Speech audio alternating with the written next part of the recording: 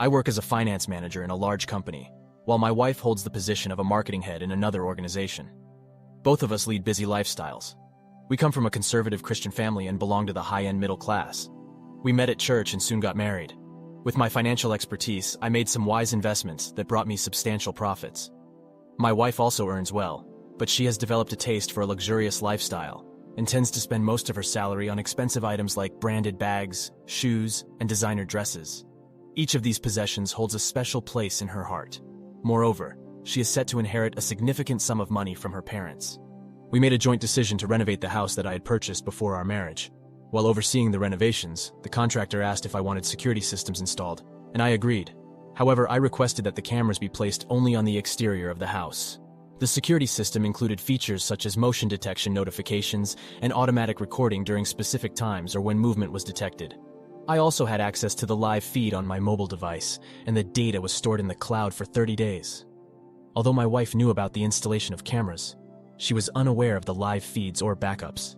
As the renovations progressed, the contractor took a break while we deliberated on the interior designs. During this time, I decided to test the security system and check the live feed. To my surprise, I noticed an unfamiliar car in the driveway, despite my wife being supposed to be at work. Curiosity got the better of me, and I immediately called her. She answered after several rings, and before she could inquire about my call, I questioned her whereabouts. To my surprise, she told me she is at work. My intuition told me that something was amiss, so I continued to monitor the live feed. After around 40 minutes, I witnessed another man exiting my house, embracing and kissing my wife. It became clear to me that she was cheating on me. Strangely, I didn't feel angry or saddened by the revelation. I simply felt disgusted. My immediate goal was to distance myself from her as quickly as possible. Being a practical and calculated individual, I tend to be forgiving.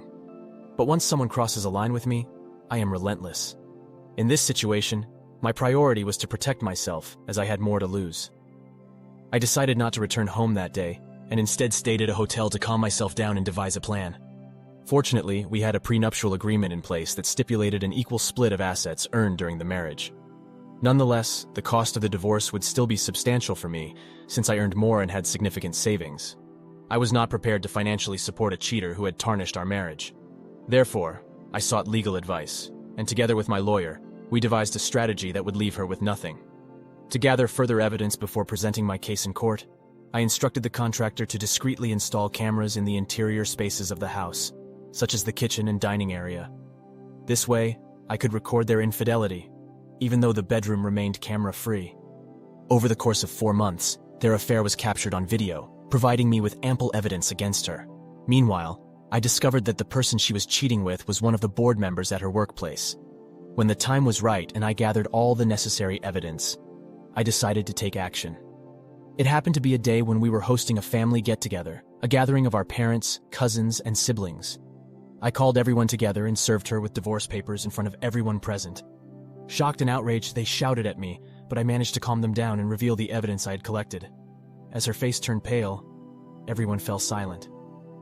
When I exposed my wife's affair to our family during the dramatic confrontation, the consequences for her were severe. The shock and disappointment on their faces were palpable. Our parents, cousins, and siblings were not only appalled by her infidelity, but also deeply hurt by her betrayal. They had regarded her as a cherished member of the family, and witnessing her deceit shattered their trust in her.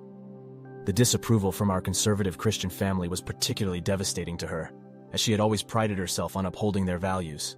Her parents, overwhelmed with a mix of anger and sorrow, immediately apologized to me on her behalf and publicly disowned her. It was a swift and firm decision demonstrating their complete withdrawal of support.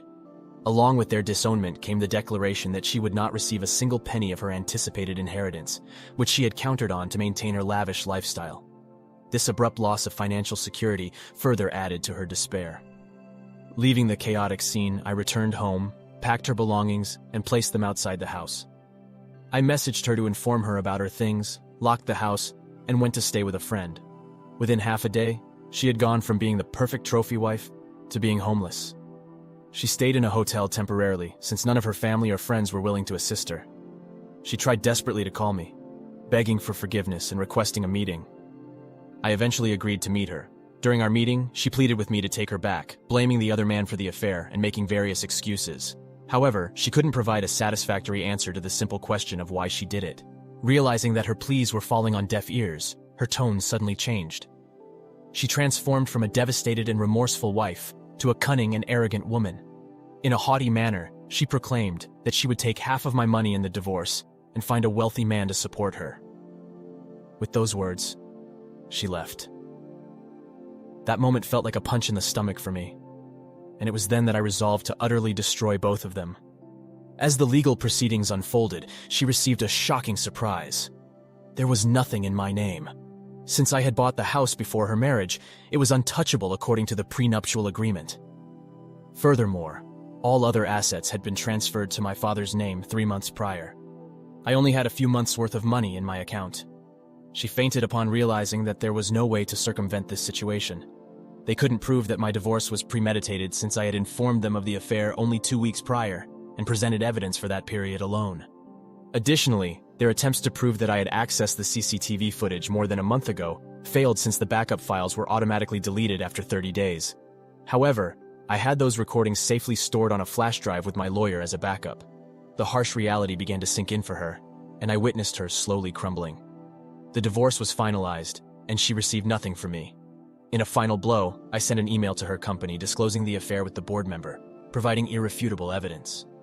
Fearing the negative repercussions and potential damage to their brand image, they made the difficult decision to terminate both her employment and the employment of the board member involved. This left her without a job and faced a severe blow to her professional reputation. In the field of marketing, where connections and a pristine reputation are paramount, the damage caused by her affair was irreparable. Word traveled quickly within the industry, and her infidelity became a known story. Potential employers, weary of associating themselves with someone whose integrity had been compromised, were reluctant to offer her new job opportunities. The marketing world is tightly knit, and her actions had effectively closed many doors for her. Left with limited options, she eventually managed to secure a mid-level job at a telemarketing company. The position offered her a meager salary, significantly less than what she had been accustomed to earning. The abrupt change in her financial circumstances forced her to make drastic adjustments to her lifestyle. She found herself struggling to make ends meet each month, unable to sustain the extravagant spending she had indulged in before. In an effort to manage her financial situation, she resorted to selling the beloved designer bags, shoes, and other luxury items that had once symbolized her lavish existence. The act of parting with these prized possessions, each representing a significant investment at emotional attachment, served as a constant reminder of the downfall she had brought upon herself.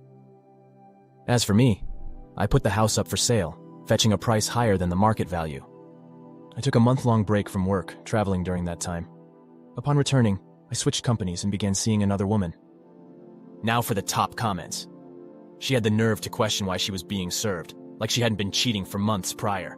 Then she had the nerve to threaten OP because she knew she wasn't going to get her way. She deserves every bit of what she got.